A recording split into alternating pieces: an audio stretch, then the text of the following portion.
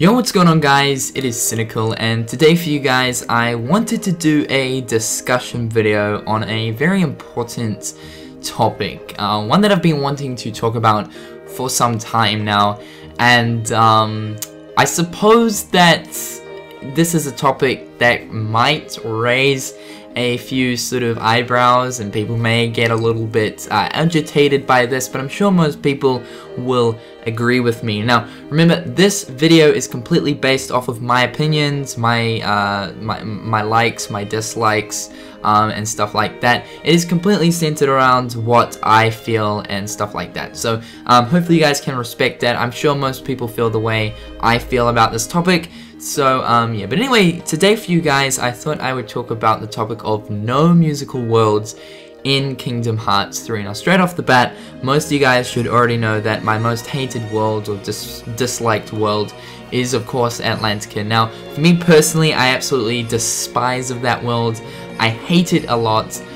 You know, when I first played through it in Kingdom Hearts 1, it was like honestly the worst time, and even just going back through Atlantica quite recently through playing through Proud Mode in Kingdom Hearts 1, it's, you know, made me realize even further how much of a bad world it is. I absolutely hate it. So that's just my personal opinion, though I know a few people do actually enjoy it, but for a majority of people I do know that there is a common dislike there. So however though, in Kingdom Hearts 1, I mean, you really couldn't complain about it. It was a bad world and stuff, but it was just a world that people either hated or liked.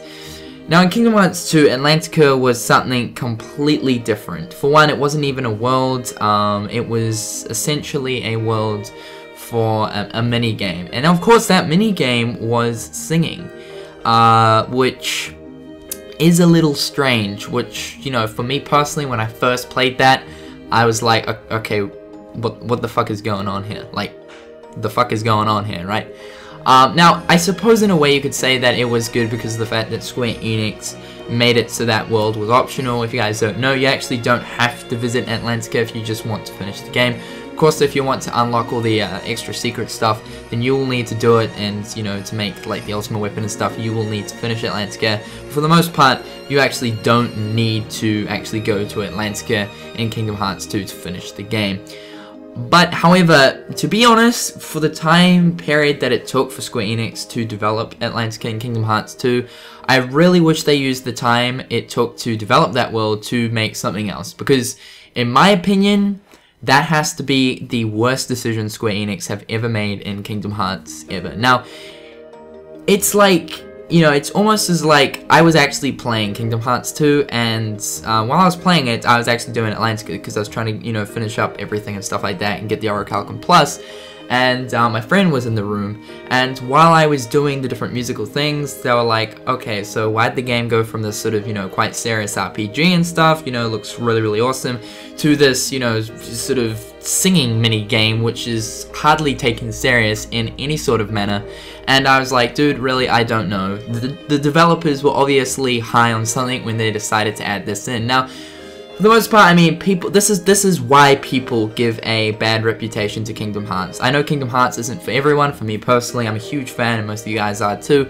But for the most part, a lot of people despise of Kingdom Hearts for, first off the bat, you know, when they look at it, they're like, oh shit, okay, Disney, this is a children's game. And that's something that I'll touch upon in a different video, the whole children's game thing. But it's the things that they add, especially like at Atlantica with the singing minigame, that gives Kingdom Hearts that sort of downpull and stuff like that. I mean, it's not dragging Kingdom Hearts 2 under the water or anything as far as a bad game goes, because Kingdom Hearts 2 is my all-time favorite Kingdom Hearts game. I absolutely love it. It's one of the best games I've ever played ever.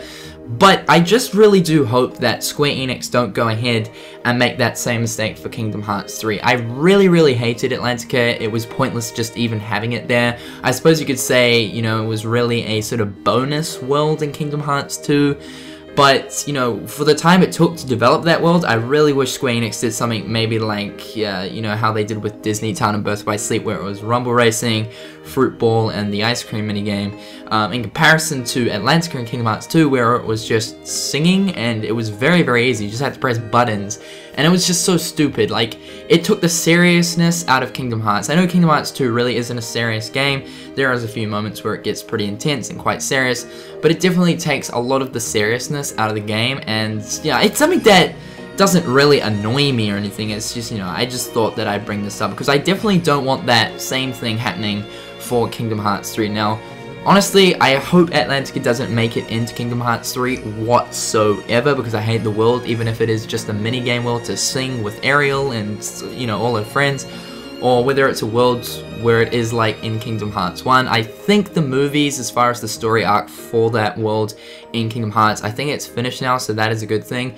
But a lot of people have actually been speculating over the fact that Frozen, if Frozen makes it into Kingdom Hearts 3, which most of us are pretty much certain it's going to happen, is actually going to turn into a world similar to Atlantica and Kingdom Hearts 2, where a lot of singing takes place. Now, of course, in the actual movie Frozen, there is a ton of singing. Like, singing is one of the main themes of Frozen, right? And even Taiyasu has mentioned the whole musical elements from Atlantica being transferred and used for perhaps even a Frozen world. And of course, that's where the speculation came from. So for me personally, I mean, I honestly hope that that doesn't happen. I'm all for a Frozen world, but if they're going to add in those musical sort of traits and musical aspects and minigames into it, please just don't make the world.